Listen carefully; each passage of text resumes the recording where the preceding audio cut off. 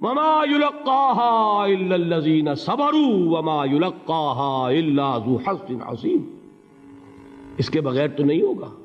تھوڑ دلے لوگ، کم ہمت لوگ، عزیمت نہ رکھتے ہوں، حوصلہ نہ رکھتے ہوں، برداشت نہ رکھتے ہوں، تحمل نہ کر سکیں، لالچ سے ڈگمگا جائیں. دیکھیے یہ بھی میں نے چونکہ بات کہی تھی، سن لیجئے سیرت سے. حضور صلی اللہ علیہ وسلم کے بارے میں جب مکے کے سرداروں کو یہ یقین ہو گیا کہ تشدد ہمارا فیل ہو گیا ہے، نہ محمد بدل ہوئے نہ ان کے ساتھی صلی اللہ علیہ وسلم ورضی اللہ تعالی عنہم اجمعین، تو انہوں نے دوسرا پاسا پھینکا. پہلا پاسا کیا تھا؟ استہزاء، تمسخر، مذاق، ڈیمورلائز کرو، نروس بریک ڈاؤن کرو، ان کا بیٹھ جائیں یہ پتاشے کی طرح. معلوم ہوا نہیں یہ تو کھڑے رہے.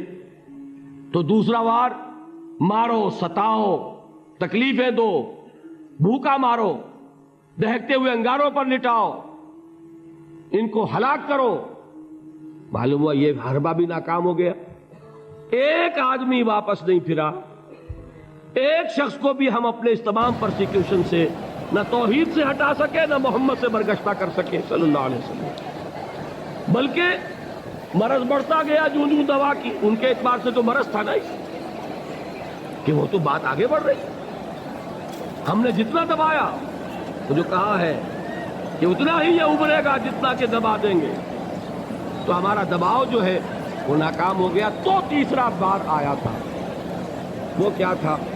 سفارت آئی ابو طالب کے پاس. دیکھو ابو طالب، تمہارا بھتیجا جو ہے وہ ہمارے معبودوں کو باطل ٹھہرا رہا ہے. ہم تنگ آ چکے ہیں.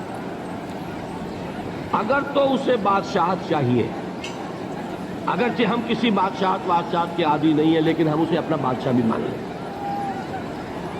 اگر اسے دولت چاہیے وہ اشارہ کرے، ہم سیم و زر کے انبار اس کے قدموں میں لگا دیں. اور کہیں نکاح کرنا چاہے اشارہ کر دے، جس اونچے سے اونچے گھرانے میں وہ چاہے گا قریش کے، ہم اس کی شادی کرتے ہیں. تینوں ہی لالچ ہے نا دنیا میں.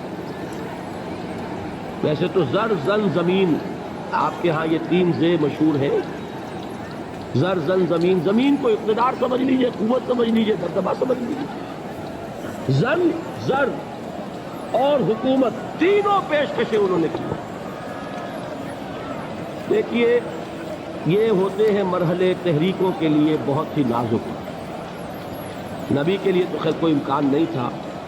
غیر نبی ہو تو سوچے گا نا یہ بادشاہ بنا رہے ہیں، بادشاہ بنو، اس وقت تھوڑا سا کمپرومائز کر لو، پھر ہاتھ میں قوت آ جائے گی تو پھر سب ٹھیک کر لیں گے. اگرچہ کبھی ٹھیک نہیں ہوتا، وہ ٹھیک ہوتا ہے اسی پروسیس سے جو محمد الرسول اللہ نے اختیار کیا. یہ تمام ٹیمپٹیشنز ہوتی ہیں، راستے سے بھٹکانے کی کوشش، کہ دباؤ سے نہیں مانے تو یہ لالچ جو ہے یہ انہیں ہٹائے. کیا جواب تھا حضور کا صلی اللہ علیہ وسلم؟ چچا نے جب بات کی ہے، انہیں براہ راست تو حضور سے بات کرنے کی ضرورت نہیں ہوئی تھی، ابو طالب کے واسطے سے بات کی. چچا نے جب بات کی ہے آ کر، حضور نے فرمایا چچا جان اگر وہ میرے داہنے ہاتھ میں سورج اور بائیں میں چاند رکھ دے تب بھی میں یہ کام نہیں چھوڑوں. تو عزیمت میں نے کہا تھا صبر کیا ہے؟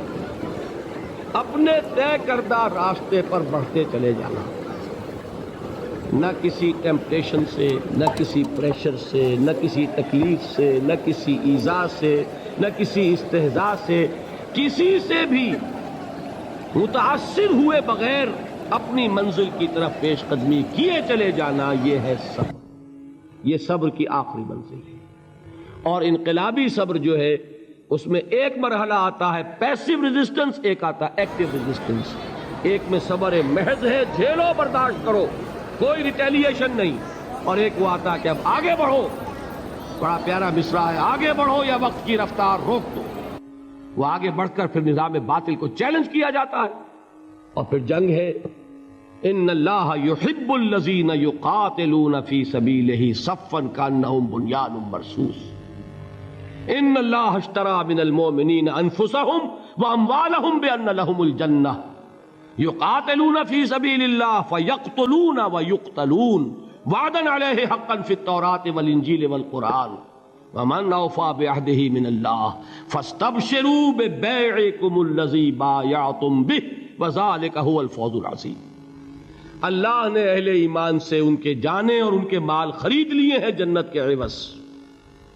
نتیجہ کیا ہے؟ وہ جنگ کرتے ہیں اللہ کی راہ میں، قتل کرتے بھی ہیں، قتل ہوتے بھی ہیں۔ بدر میں 70 کو قتل کیا، مسلمان شہید ہوئے 13، 14 وہ تھے جو زخمی ہو گئے تھے، واپسی پر مدینے کے راستے میں ان کا بھی انتقال ہوا، 14 مسلمان ادھر 70، اور احد میں 70 صحابہ شہید ادھر 23۔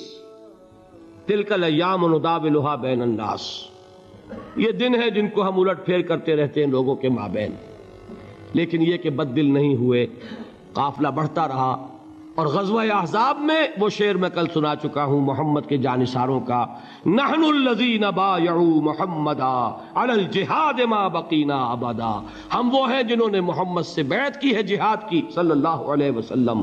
اب یہ جہاد، یہ قتال، یہ جنگ، یہ سرفروشی، یہ جاں فشانی جاری رہے گی جب تک جان میں جان ہے، یا تخت یا تختہ، یا اللہ کا دین غالب ہوگا اور یا ہم اپنی جانیں اسی کام میں اللہ کے حوالے کریں۔